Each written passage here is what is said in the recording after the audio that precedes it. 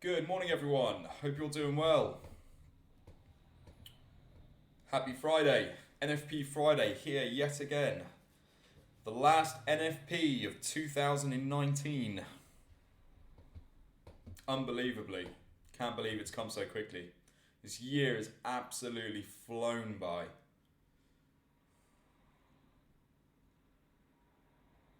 Yeah, got my Christmas jumper on. Dug it out of a box, especially for you guys.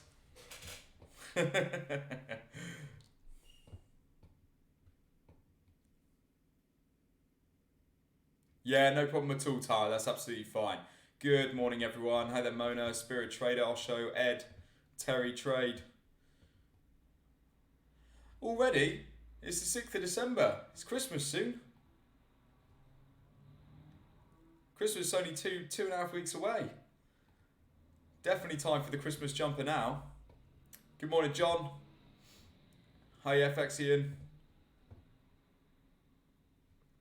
Okay, cool. So, guys, this morning we have got part two of yesterday afternoon's workshop on a community members Q&A. And just for those of you who weren't there yesterday, Forex IB, one of our community members, has listed off some, frankly, fantastic questions. Really good questions, very in-depth questions as well, and they cover a lot of stuff. So instead of me just keeping it to private, I've decided to do a two-part workshop to cover those in the live environment, go through it on the chart to give you guys the actual visual representation of everything that I'm explaining. The first one is going to be uploaded to the workshop soon enough, and the second part here will be uploaded with that in accordance. So later on today, hopefully both will be in the workshops area in the trading lab. So without any further ado, let's get on. So we got to number 7 yesterday. So I'll do it exactly the same as yesterday. I will copy and paste the question into the room. So this is rejection of a level in terms of support and resistance or the moving averages. Okay, so I'll copy and paste the entire thing into the chat so everyone can read it, and I will read it aloud as well. So, rejection of a level of support and resistance or the 50 or 200 EMAs. When approaching a level of support or resistance or approaching the 200 or 50 EMA, how do we know if we are having a rejection of this level? Is the break and close above the ATMA the sign the price is rejecting this level and moving back in the other direction? Should we wait for a close above the ATMA on the same time frame or on a lower time frame? Doji candlesticks are also a very good way to see this level being rejected. So, actually thinking about it, I feel like we did cover that question. I've got question 7 down here is where I got to, but I feel like we did. So basically, just to recap, the moving average, the 8 EMA, is the one that you want to be waiting for. Okay, if we get a break through a close above and the retest of, when you see the doji and another candlestick close, that is a sign of rejection. So a sign of continuation. So say this area here on the NZD JPY, we get a doji from the 50, we get the red candlestick. As soon as we get the close beneath here, then we get the continuation on the lows. You can see this pattern happen all over the place. It happens all the time. We get the breakthrough, the close above, and then on the retest, as soon as we get the breakthrough of the moving average, in this period, moving average is the 50 and not the 80 EMA, then we get the continuation of. Okay, so doji, the red breaks. If we get a break and a close through, 9 times out of 10, we're going to get a continuation play back through. The times when we get a continuation in the direction of this, in the direction here, is when we get a failed break and close. Now, in this particular instance, we come up here, we do get a break and a close. Okay, so this is quite an interesting one to focus on, this one here. We do get a break and a close above, but on the open of the next candlestick, we actually open and make a lower high here. That's a stereotypical rejection play. Okay, then on the next candlestick, we get this big hammer here, and then we get the break and the close underneath the 8 period moving average and the 50, which is then the sign that price is going to continue down. When we get to this area here, if we get a break and a close above the 8 period moving average. We could then be looking at another attempt at crossing the 50, but we didn't even get above the 8. And therefore, if we get to see a failed rejection of the ATMA there, we get the doji. Well, it's not really a doji, let's be fair, but it is got to shade both sides of the body. And then we get the red candlestick, and then we get the continuation play down to the lows. Okay, the same thing happens here. We get a go at the ATMA, we get the red doji, the next candlestick, and we get the continuation play down to here at 70.65, and so on.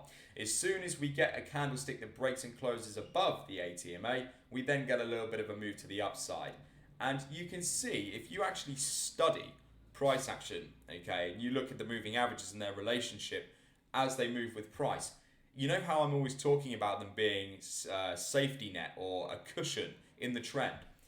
Use it exactly as like a ladder technique, okay? You get a break and a close above the 8, so the next marker for a break and a close is the 21. And then after that, it's the 50, and then after that, it's the 200. Only when the 200 period moving average is broken and closed above does the trend then change, okay? For me personally, that's how I indicate the trend is then changing. So in this particular instance, we get the break and the close above the 8 EMA. We get a go at the 21. We get a failed break and close above, and then we get the red candlestick. So you've got this area here, which is number 1. You've got this area here, which is number 2. And then this candlestick here is your execution candlestick, okay, for a move short. Okay, so 1, 2, done.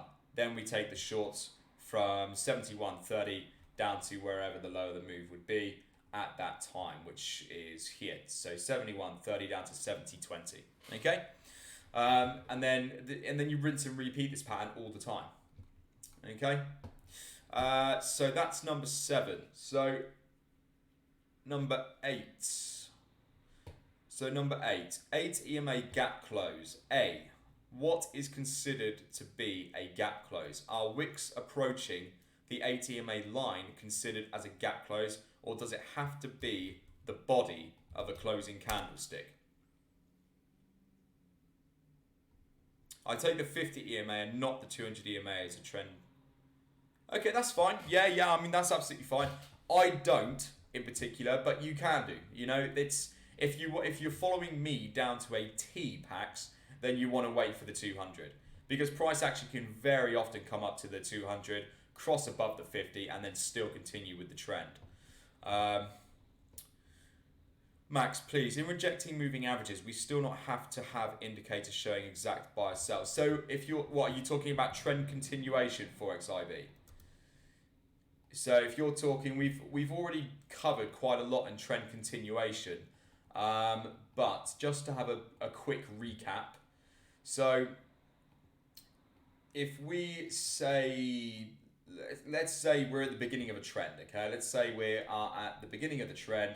We've just seen the rejection here, and then we continue on.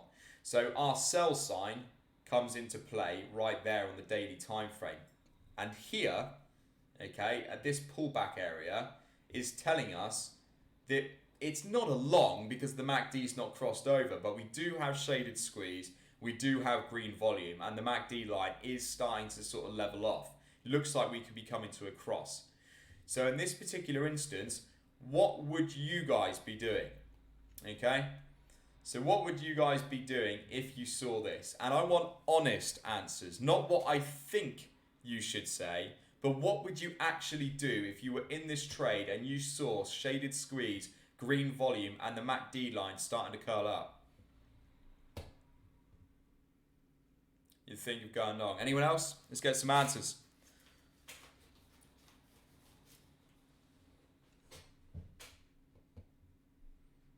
Okay, nice. DB Dan, yeah, nice answer. Wait for the break and close of the EMA. So if you're already short, because remember, you're short, yeah? So you've taken the sell sign. So you are short from, let's say, 70, 75. Your TP is wherever the hell the TP is, doesn't matter. So Nigel, you would get out. Okay, cool. Now Nigel, that's a really honest answer, because I would think that a fair few traders in this community, if they saw this, would get out of the trade. If they were trading down here at 73.60 and they pulled back up to 74.60, 100 pips north, I would think there's going to be quite a few traders in the room that would be getting out here. Okay, but that is not what we use these indicators for. Okay, so going back to Forex IB's original point, okay, if you've executed a short using the system itself, once you're in the trade, bang, double click your chart, get rid of the indicators. They are not an exit strategy, okay? Over time, you will become familiar enough to realize you can use it as an exit strategy, but we've got to get these basics under wraps first before we can start talking about things like that. Okay, the only reason you would want to get out of this trade, okay, that stop loss is where I would have it anyway. So let's say that's my trade. I'm going to be looking at previous lows. That area there is going to be my target profit, just based on this area of support that we've got running right the way through here. Okay, so let's say that's my trade. If I start to see price action pull back, when am I going to be concerned? Okay, that's a question now, guys. When would I be concerned with price action turning against me?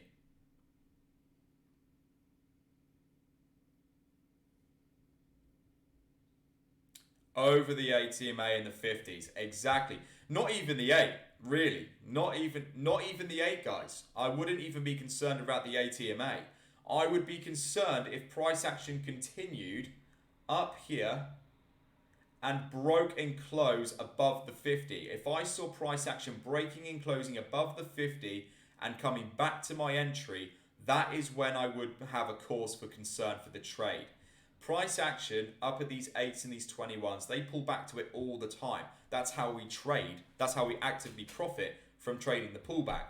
Okay, so just because price action is closing an ATMA gap here, that is no cause for concern. It is only when price action starts to break and close above, say, the 8, 21, and 50. 50 in particular in this case, okay, is when I'm going to be concerned of a reversal of the trade. Okay, so let's say price action is trading here at the moment. Okay, what am I going to do at this stage? I'm going to wait for the daily close. Okay, I'm not going to focus on looking at the 4-hour chart, the 1-hour chart, or anything like that. I'm going to be focusing on the daily close above the ATMA. So I'm going to go to bed with the confidence in my analysis that if I wake up tomorrow morning with a break and a close above the 8, I've still got the 50 trading up at around 75 at the moment, which is my break-even point. I've got nothing to be worried about here. So then I'm going to wait for tomorrow's candlestick. When I wake up in the morning, the momentum continues on to the downside. Okay? At the level you are talking about, but if we are not already in the trade, can we enter? Yes. Yeah, absolutely, Forex IB. So if you see price action come up to this level here, okay, and you're waiting for a potential entry, how far back is that? Yeah, that's quite far back to get on a 4-hour time frame. Probably won't be able to see it.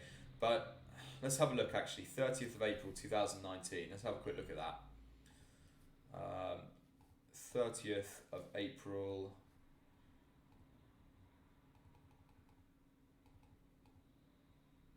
(2019). Awesome.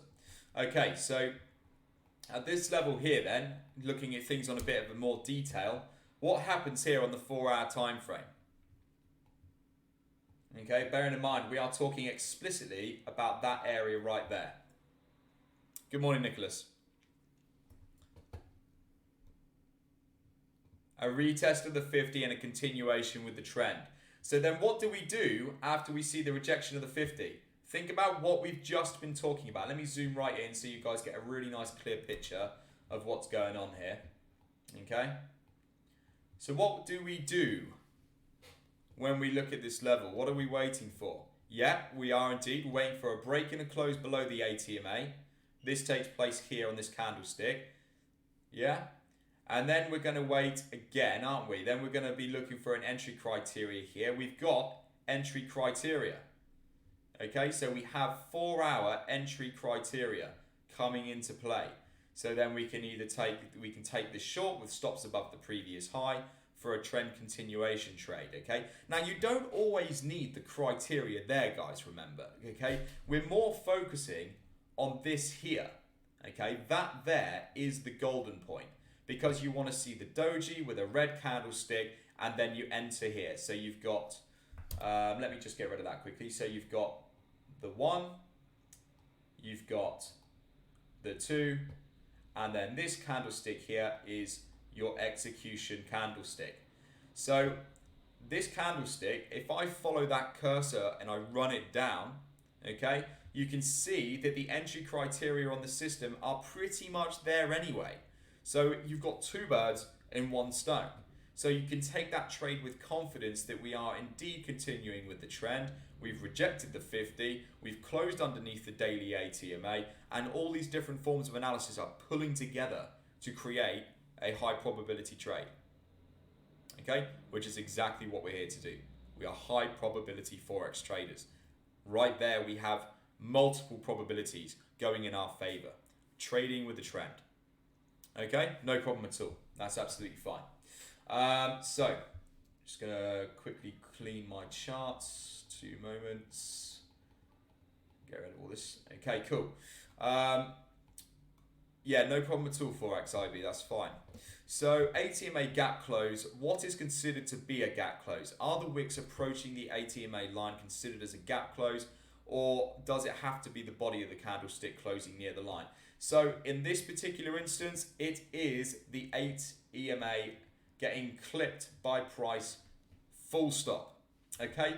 It does not have to be the body of a candlestick. You will very, very often see the line clipping the ATMA and not the body. So let's have a look around here. We've got ATMA gap closes. The line comes up to the ATMA and then, well, doesn't continue on much on that particular example. But it's generally speaking, it is the lines that come down. Okay, so the shadow of the candlesticks that close the ATMA gap. So for example, yesterday I was calling pound pullbacks, yeah, because of the fact that the pound extension at the moment was so great. I was thinking, okay, I'm going to be in pound pullback mode. So today I wake up this morning, I look at my charts and the pound is pulling back because it's coming back down to its 8-period moving average on the daily time frame. If I look at the pound pairs like GC, for example, on the daily, let's go back up to our daily chart. Here we go. Scroll along, and there we go. Okay, the ATMA pullback is now in motion. Well, it has been in motion for a while now. I have no doubt in my mind that around 170.250 will be achieved over the duration of the next 16 to 24 hours.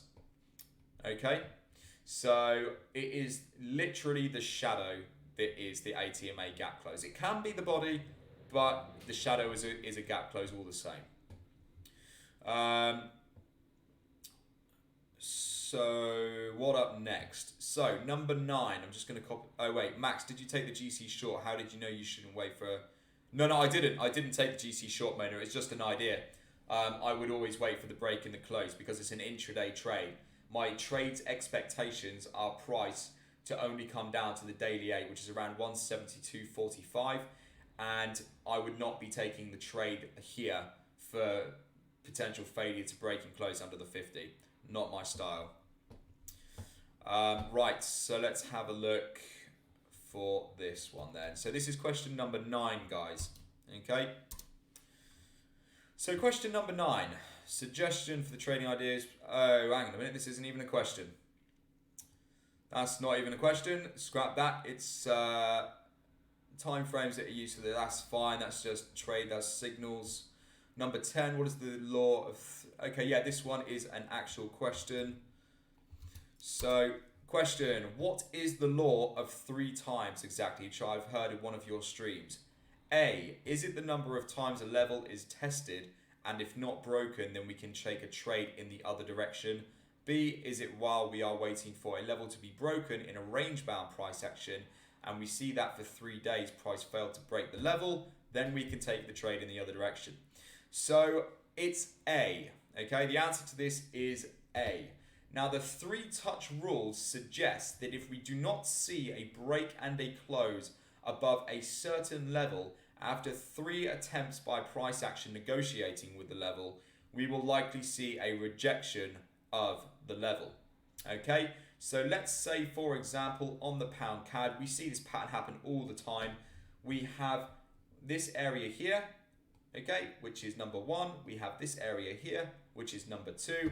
And we have this area here, which is number 3. Okay, what happens on the third touch?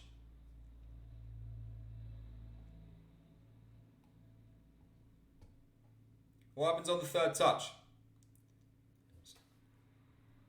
A break and a close. Exactly. So we have one go at the level, we have the second go at the level, we have the third. And the third represents a break and a close and a retest of the level. Okay? Break, close, retest, failure to break and close underneath the ATMA, and then we get a continuation on. Okay, so if we did not see the break in the close on try number 3, my bias would have been GC trading back down to this level of support here at the 50 period moving average. But instead, we failed to break and close under the 8 on the retest, and we got a continuation on. And that continuation there was worth approximately 280 pips to the upside. Okay, and we see this happen all the time. So it doesn't have to be 3 individual shadows or 3 individual candlesticks. It's usually in groups. Okay, so we have 1 attempt, we have 2 attempts, and then we have 3 attempts. Okay, and this is what's called as price negotiation. Okay, and it's when price action is negotiating with a level of support or resistance. Okay, so let's say. Let's have another look. Let's look at something else. 3-touch rules going on anywhere. See something that's been rejected, really.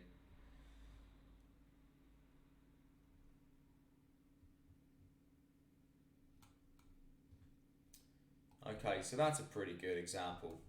Okay, so this level here, okay, this is considered to be this would be considered to be a 3-toucher.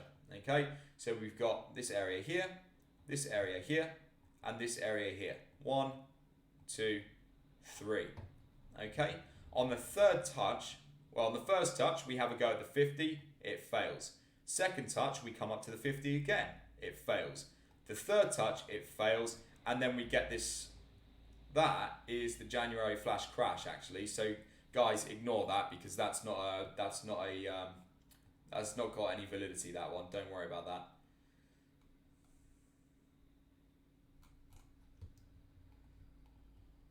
Don't know if the Mexican peso against the yen is the best one to have a look at, really.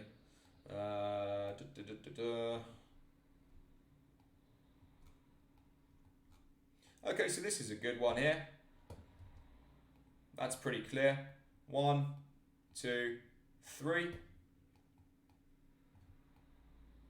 Okay, so 3-touch rule, 200 period moving average. We come down, we failed to break and close underneath. We come down, failed again. We come down for the third, and then I'm long. Okay, I am long NZD CAD from this stage, and the reason being, guys, is if price generally doesn't break and close on the third attempt, it's gonna reject the level. We're gonna continue on in our way. Okay, so from that stage on, we then take the longs in the NZD CAD right back up to the previous high here. In that one from the 200 period moving average up there is 300 pips. Okay, so that's basically the 3-touch rule. Okay, on that one. So question 11.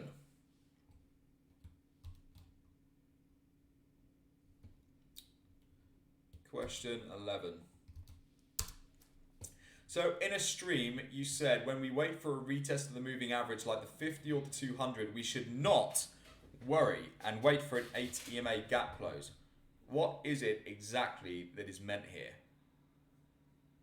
In a stream, you said when we wait for a retest of the moving averages like the 50 or the 200, we should not worry and wait for an 8 EMA gap close. Actually a little bit confused with this one.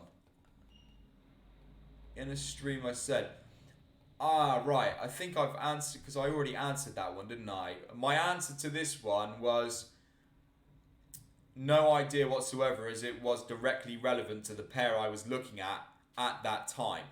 Okay, so yeah, Forex IB, I can't answer that because my analysis is going to be a case by case basis. So whatever we were looking at that particular point in time, I would have had an entry and exit strategy planned. So I can't answer that because I have no idea what pair it was, what time it was, or when that took place. Okay. Um, and that's it, guys. I think. Let's scroll down here. Are there any others? Yes, well, thank you. Good morning, Max. What streams today? Okay, yeah, this is a good one as well, actually. So this is question number 12, but it's not listed with the actual question. So it was, Max, please, I wanted to know something else. After a break and a close above a level of support or resistance, we cannot take any trade unless there has been a retest of the level first. Now that's not right. No, you can take a trade without the retest coming into play. Now, frankly, retests will happen more often than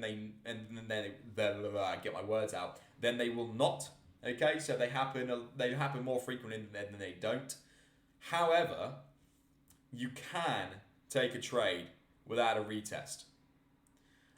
What you are doing by executing a position without waiting for the retest is you are reducing the probability of the position you're taking. Okay, so with us being high probability traders, seeking the highest possible chance of the position going the way we want it to, you must wait for the retest to come into play because that solidifies the direction of the position you think the pair is going to go in. Okay, so let's have a look at this. For example, NZD CAD. Now, if I were to take a trade, let's say if I were to take a short, let's say if I were to take a short here, okay, we get a little bit of a break and a close, okay, below the 200 EMA, and I take a short there. That trade on the retest could come back up and break and close above the 50 period moving average. Now, this is a very, very simple question. What would happen if price broke and closed back above the 50? What would that mean to us in terms of the trade bias that we had for the position? And what we're always exactly, it would turn from a short to a long. So what we are doing by waiting for the retest is we are letting the market bring us one of two opportunities. If it rejects the 50 period moving average, bang, we're in for the short. Excellent. That's absolutely fantastic. However, if we break and close above the 50 period moving average and get a bullish path of least resistance, what else can we then do? We can take a long, can't we? Okay? So then we can take the long from the 50 back up to the previous high. So the retest of the moving averages is arguably the most important part of the BCR methodology because it doesn't just allow us to solidify the trade that we believe is going to be taking place. It doesn't just save our account balances. It doesn't just protect our capital, but it actually, on the side of that, presents us two different trading opportunities. Because if we get the retest and it breaks back above that given moving average, we can just take a trade in the opposite direction once the criteria are met. So the retest is arguably the most important part, and by not waiting for it to play out, yes, there are times when you will miss out trades when there isn't a retest, but then you've got to weigh it up, just like I did with the Bitcoin trade. You must weigh it up against how much does the retest save me, and how much does it make me on my account, against the other hand, which is how many times do I actually miss out? Because if you weigh one with the other, I would almost guarantee that it will be far more beneficial to wait for the retest every single time. Geeks for Sci-Fi, it did break and close on the ATMA. When would that matter? Yeah, well, the 8 period moving average runs very closely to price, so the 50 carries more weight. Yeah, so don't worry, but the 8 period moving average in this particular scenario means little against the 50. The power of the 50 is it is the one. Okay, 50 and the 200 EMAs. Remember what I talk about the weight of importance behind the moving averages. 200 is the most. 50 next. 20. The 50 is the next. 8 is the next, and the 21 is the last. Okay, 21 is the lowest. Yeah, so Marin, you're almost right there. Remember, the calculation isn't exactly right between the time frames, but generally speaking, if you look at the charts next to each other, like this, you will get the 8-period moving average on the daily is the 4-hour 50, the 21 is nothing, and the 50 on the daily is the 4-hour just underneath 4-hour 200. So you can look at the synchronization of the moving averages across the time frames. A little bit there, yeah, but the calculation's not exact. Max, do we need a full body candle close below or above the EMA line to go short long, and not to wait for a retest? I meant wait for the full body candle. Max, do we need to wait for the full body candle close below or above the EMA to go short or long, and not to wait for a retest?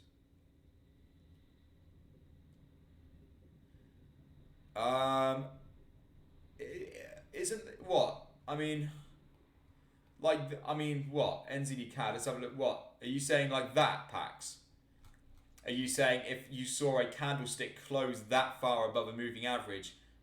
Oh, he means only close of a candle or full body open or close. No, a close. I mean a close. It doesn't have to be an open. Just the candlestick closing above. Yeah. It doesn't need to be the open of a candlestick above. Just the close of a candlestick above. Yeah, because on the open of the next one is generally when you will get the retest. So you have the body of the close above the line, and then you come down and you get the retest. That's generally how they play out. So on the next candlestick here, you will already see the retest coming into play. So just the body. That's all you want to see. A nice body close above or below the moving average in question, or the support and resistance area in question. Yeah, no problem at all. So Widget, in case where the EMAs don't quite line up across the time frames, would profit target be the 4-hour 50 or the daily 8? Which is the more powerful? Can anybody else answer that question? Which one would you put your TP at? Yes. The daily 8 EMA would be the one that would be targeted, not the 4-hour 50 or 200 or whatever. Okay? Same if they're consolidated. Yeah. But remember, if price action is consolidated, we're not going to be focusing on the moving averages anyway, because they don't mean anything. Right, guys, I actually have to go. That was perfect timing. So that wraps up part 2 for the community members Q&A. I hope you guys all got something from that. I think yet again we can give Forex IB just a bit of a thanks there for those questions, because they are really good and it made for quite some interesting talking points. I'll get this saved and then uploaded to the workshop so you guys have access to it whenever you like. And with that being said, guys, look forward to the NFP, the last NFP of 2019. Have a wonderful day, and I will catch you this afternoon for the US session. So take care, good luck, and trade safe, folks. See you then.